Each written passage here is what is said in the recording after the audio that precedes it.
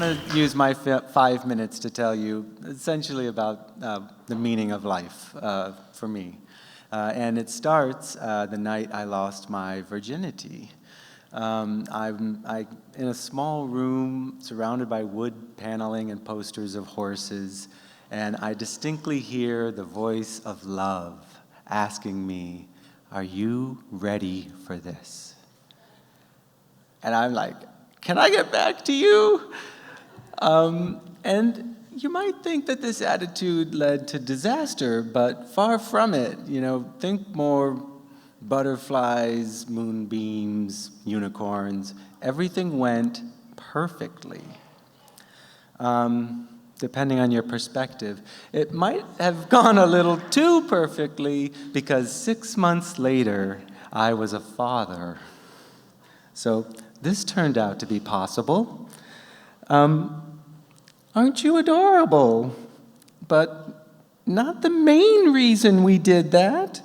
In fact, my mom's not ready to be a grandmother, and I know because she told me many times.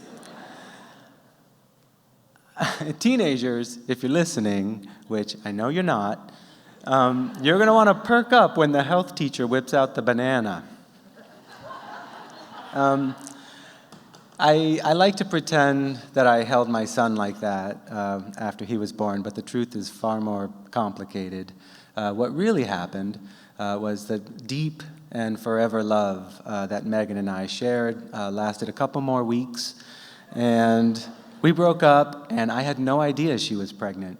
Nobody did, because this was February on the shores of Lake Erie, so you could wear a puffy winter coat all day long, indoors and out, no questions asked. So Megan's puffy coat pregnancy plan was flawless.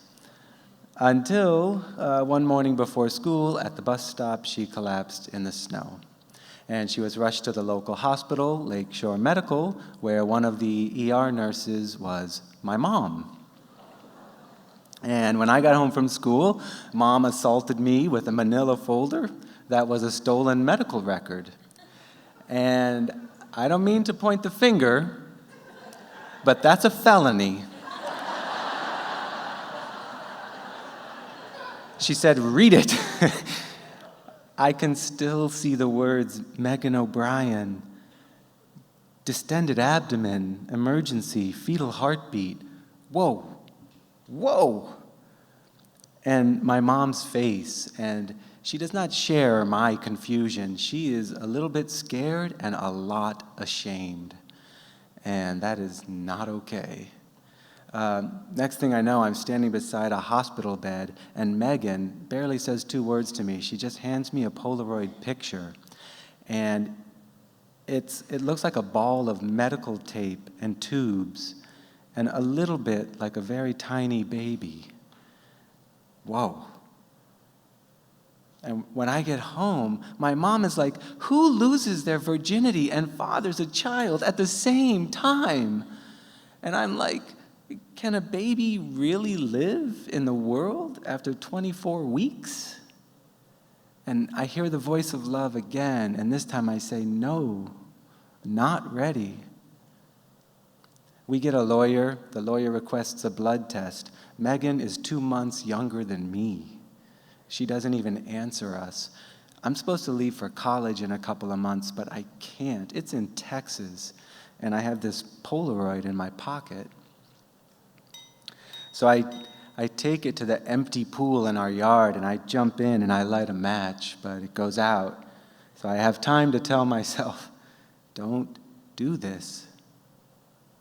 But I cradle a pocket of still air, and I light another match until the colorful flames just take it away.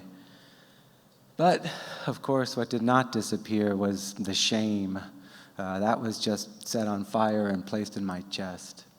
It came with me to college, and parts of it are still with me.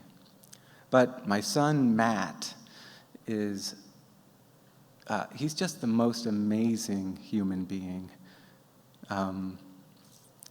He's a gift to the human race. You're welcome. And because of my, selfishness and fear, we were apart for 18 months. And, life is complicated. And the only thing that gets me through it is the simplification of remembering when love asks, "Are you ready for this?" the answer is yes. Thank you.